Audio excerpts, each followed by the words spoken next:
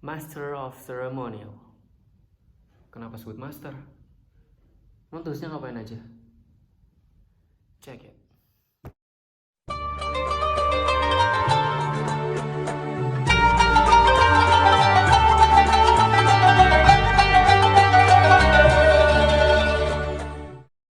Assalamualaikum warahmatullahi wabarakatuh. Alhamdulillahirrabbilalamin. Assalatu wal asrafil anbiya'i wal mursalin Sayyidina Muhammad wa ala alihi wa sahbihi ajmain, amma ba'du. Halo teman-teman, halo semuanya. Balik lagi sama aku, Haddad. Dan pada kesempatan kali ini aku mau bahas salah satu topik ataupun tema yang cukup menarik. Topik atau tema yang berkaitan juga kepada teman-teman yang mengarah ataupun terjun dalam bidang komunikasi ataupun public speaking. Yakni pembahasanku kali ini adalah Master of Ceremonial. Dan pembahasanku ini aku mendapat referensi dari buku yang bernama Protokoler dan MC yang ditulis oleh Dr. Andes Haji Sukaryono MSc. Dan ini dia bukunya, cover depannya. Oke, langsung kita bahas yang pertama, apa itu MC. Sesuai dengan buku yang saya baca, pengertian dari MC ataupun tugas dari seorang MC adalah seseorang yang bertugas untuk menjadi pembawa acara pada suatu acara tertentu. Jadi selalu pada acara-acara tertentu, misalnya ada acara-acara formal, acara-acara yang resmi, ataupun ada acara-acara yang tidak resmi, itu biasanya kan ada tuh orang-orang yang berdiri di depan, bawa mic, bawa teks, langsung bacakan susunan acara dari awal hingga akhir. Itu adalah Master of Ceremony. Lantas kenapa memang disebut sebagai Master of Ceremony? Karena ialah yang akan membawa, ialah yang akan mengontrol the whole event. Seluruh acara, ia adalah pengontrolnya. Jadi menarik atau tidaknya acara tersebut, lucu atau tidak acara tersebut, ramai atau tidak acara tersebut, itu tergantung dari MC-nya. Tapi juga kita harus sesuaikan oleh kegiatan yang sesuai. Misalnya itu ada kegiatan formal ataupun non formal. Namun pembagian untuk jenis-jenis MC tidak hanya ada dua, tidak hanya formal dan juga non formal, tapi ketambahan semi formal. Buat teman-teman mungkin yang masih bingung dan masih awam, emang ada ya acara semi formal? Oke, untuk bahas yang pertama ada MC formal. Untuk MC formal sendiri, contohnya adalah kegiatan misalnya nih pelantikan, acara pengukuhan, upacara bendera, terus ada lagi rapat kerja, dan juga ada lagi peresmian suatu gedung ataupun peresmian suatu wilayah. Itu biasa digunakan menggunakan acara formal, dan juga MC yang akan digunakan adalah MC formal maksudnya. Dan perbedaan yang cukup jelas ya, kalau MC formal tentunya dalam pembawaannya juga harus lantang, harus tegas, intonasinya juga harus diatur, suaranya juga harus dibulatkan, dan juga fokus on text.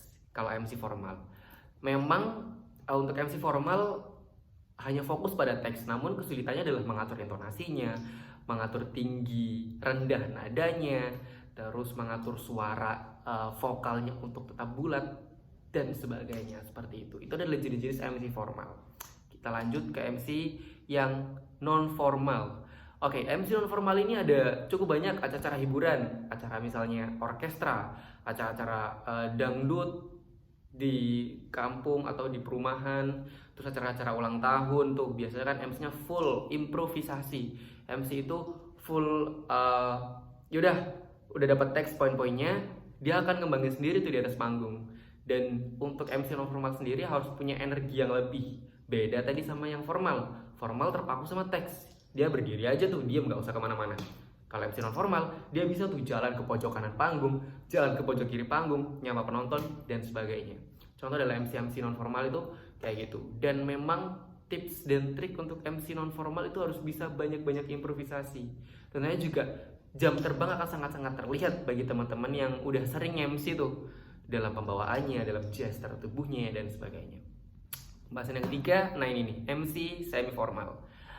MC semi formal adalah acara-acara yang diundangkan untuk acara-acara yang biasanya semi formal.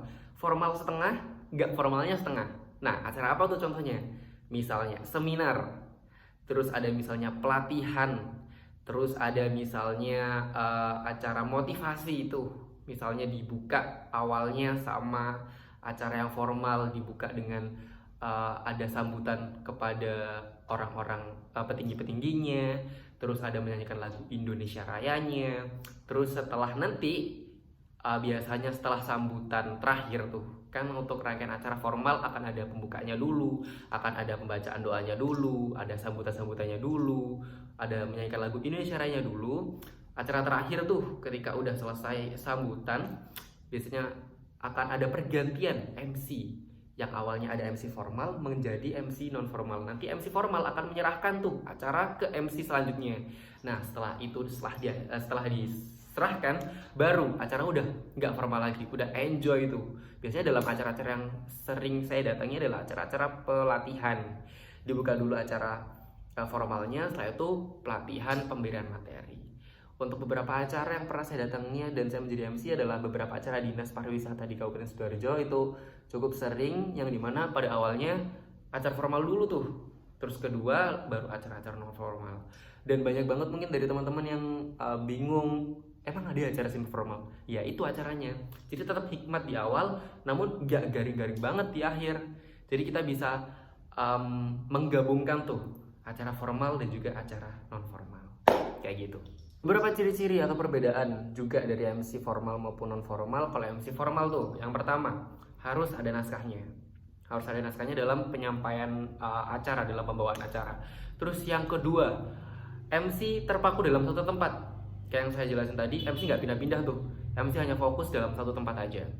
Terus selanjutnya, mikrofon itu tidak dipegang, tapi ada stand mic-nya sendiri. Jadi MC hanya fokus untuk membawa teks MC-nya saja atau naskahnya saja. Mic-nya biasanya akan diletakkan di stand mic. Selanjutnya, MC tidak perlu untuk mengulas balik pembicaraan yang telah diucapkan. Jadi kalau udah dibaca ya udah, nggak usah diulangi lagi. Kalau MC non formal tuh kan masih ada tuh diulang lagi pembahasan sebelumnya. Kalau MC formal nggak usah. Terus yang terakhir ada untuk acara formal MC tidak boleh dibatasi oleh waktu, karena memang acaranya itu harus hikmat, acaranya resmi, dan acaranya itu biasanya acara yang sakral. Jadi memang dalam penyampaiannya sendiri sudah sesuai dengan standarnya saja. Untuk MC formal. MC non formal nggak perlu ada naskah. Ada naskah juga bisa, nggak ada naskah juga bisa, nggak apa-apa. Terus untuk pemegangan mic atau penjester nggak sekaku MC formal. Untuk MC non formal bisa tuh kayak yang saya jelas tadi, ke kanan, ke kiri, jalan, mic-nya mau dipegang tangan kiri, tangan kanan, bebas tuh. Dalam improvisasi juga bebas. Terus untuk pembahasannya sendiri, misalnya mau diplesetin, mau dikasih jokes gitu, it's okay, nggak masalah. Karena memang acara non formal itu bersifat biasanya acara hiburan. Kalau acara hiburan kita kaku dalam pembawaan ya audiensnya pasti bakal ngantuk, kayak gitu. Dan untuk acara semi formal, ya udah tuh tinggal kita gabungin aja tuh dari ciri-ciri acara formal dan juga non formal. Yang dimana pada saat formalnya ya koridornya seperti itu, waktu non formalnya koridornya seperti itu. Akan ada batasan. Nah, batasannya ketika MC formal telah menyerahkan acaranya kepada MC selanjutnya, kayak gitu. Aspek-aspek pendukung dalam penampilan seorang MC. Yang pertama ada suara. Tentunya dalam suara, vokalnya, artikulasinya, intonasinya harus jelas dalam acara apapun, entah itu acara formal, semi formal maupun non formal. Dalam suara adalah salah satu senjata kita sebagai MC. Apabila suara kita tidak kuat ataupun tidak lantang dan tidak jelas, ya bagaimana kita bisa menarik perhatian audiens. Itu yang pertama. Yang kedua, ada penampilan. Tentunya kita berdiri di atas panggung harus memiliki penampilan yang eye-catching, penampilan yang menarik perhatian tentunya. Tentu semua pasang mata kan tertuju sama kita, karena hanya kita yang akan berdiri di atas panggung untuk membuka acara di awal. Jadi penampilan adalah aspek yang sangat-sangat penting untuk menjadi seorang MC. Yang ketiga, ada mikrofon. Nah ini nih, suara kita bisa terlihat jelas. Suara kita bisa terdengar jelas apabila mikrofon kita itu benar dalam tes suaranya, dalam jaraknya, pemegangannya seperti apa, itu juga harus kita perhatikan.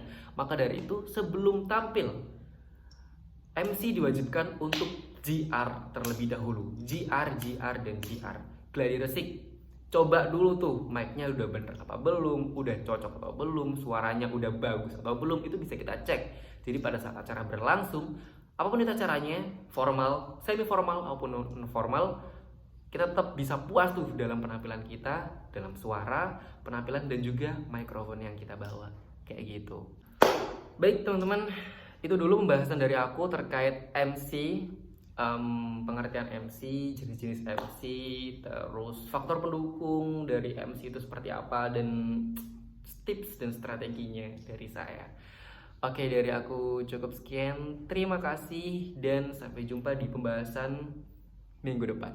Assalamualaikum warahmatullahi wabarakatuh.